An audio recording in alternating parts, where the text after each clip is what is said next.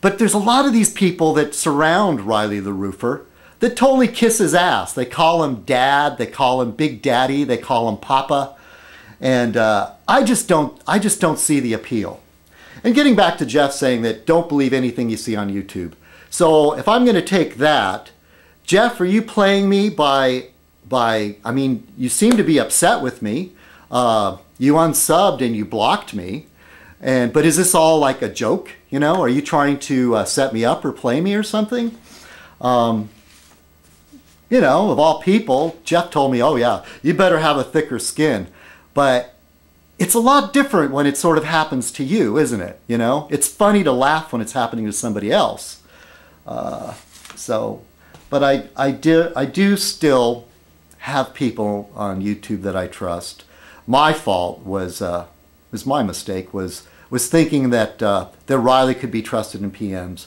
So to anybody that engages with Riley, if he sends you a PM, it's just as likely he's lying in the PM as he does lie on camera. All right. So and I know a lot of you don't really care, you know, what Riley does, and you might think it's funny and it's like the real gotcha kind of thing. You know, pretending to have a stroke. What was that? That was the one. I bought that one. That was a long time ago. This one I was trying not to buy except for the feud between him and Jeff. Blah, blah, blah. Enough of that. But I just needed to get that off my chest. That's part of Fez Night, is my place where I get things off my chest. Speaking of Riley butt kissers, L. Brookman, what's happened to you? Haven't heard from you in a while. And I hope you're not trying to play us or prank us or set us up. But I do hope everything's going fine with you, that there's not any problems. You know, just haven't seen any videos from you in a little while and haven't heard from you. So I hope you're doing okay. I hope you didn't have a stroke or ended up in rehab or had a nervous breakdown or abused your wife and kids. That is if you have a wife and kids. So yeah, so let's see, I apologize for misrepresenting people, misrepresenting myself. I try to be as genuine as I can. I don't think everybody on YouTube is a phony, but there are phonies, big time. And let's see, do I have anything to say to Timmy? No. No, I don't. And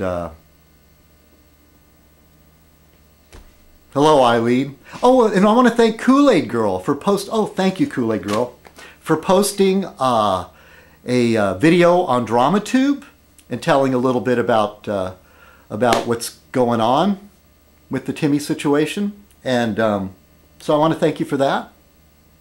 Yes, I agree. I am low-hanging fruit.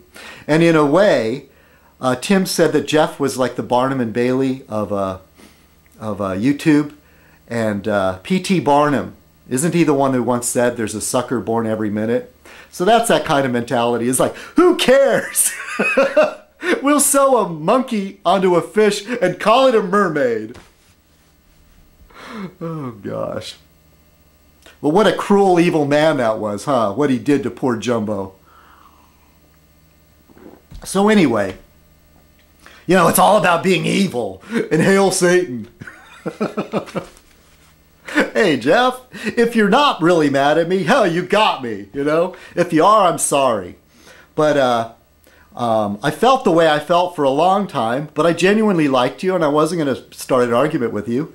And but man, when you posted on that David Duke site, it clinched it, you know? Like I said, I gave you the benefit of the doubt before that. And then I want to say to Angie, who did her little vlog thing called Spontaneous Orgasm, which is a takeoff of L. Brookman's Nocturnal Emissions. And she said, this little segment, I can't believe they said that. And she said, I couldn't believe that citizenkong alluded to blaming Bush and Cheney for the oil spill. Well, that's rather simplistic. Did you really listen to what I read from the paper and what I said? No, Bush and Cheney are not like directly responsible, like they had their hands on the pump or anything. But this goes back, if you remember, people, that during the beginning of the Bush administration, before 9/11, Cheney and Bush had a closed-door meeting with all the energy people. And a lot of this had to do with some of the stuff that we got screwed in. Well, it carries over from it's sort of the Enron kind of nonsense. I mean, it was a secret meeting, but things have come out since then, and things have basically, Cheney and Bush are oil men, all right? Understand that, okay? So they have a closed-door meeting with energy people. Their best interest, because of their own interests in their own private lives, Cheney's connections with Halliburton.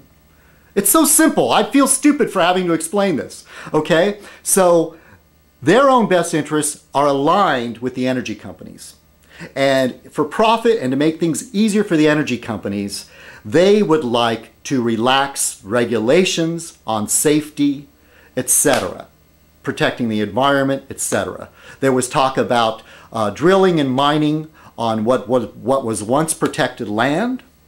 And so even the mining disasters could be pointed, we could point at the deregulation of the overall energy industry. As far as the mining accident, right now on the East Coast, there's a nuclear power plant that's slowly dripping. I don't want to get this wrong, but it's tritanium, something like that. It's some nuclear waste. It's not super toxic, but it is radioactive, and it's slowly leaking into the water supply in New Jersey. This is something I read the other day. I don't remember the name of the power plant, but it's a nuclear power plant on the East Coast. And it's slowly leaking tritanium. It started with a T. And no, it's not like it's leaking plutonium or anything. Apparently, this radioactive material occurs naturally in the environment, but you certainly do not want to get beyond a certain level of parts per million. But it's things like this, okay, that we need strong government watchdogs. I do not believe the private sector can police itself. There's so many examples where the private sector has screwed us, from Monsanto and chemical leaks and workers getting trapped inside a burning building without the government intervening, child labor laws, all that. Come on, that I have to repeat this stuff.